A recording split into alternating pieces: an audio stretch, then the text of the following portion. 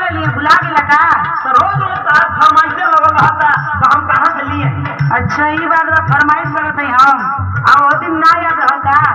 बढ़िया सुना बतावत है कि झुमका मंगनी ना लिएला।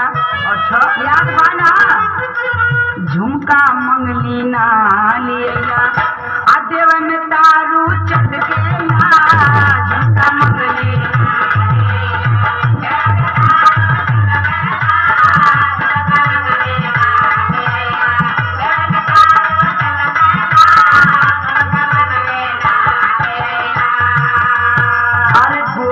झुमका मांग के हमसे अरे गोरी झुमका मांग के हमसे लंबा झटका मारे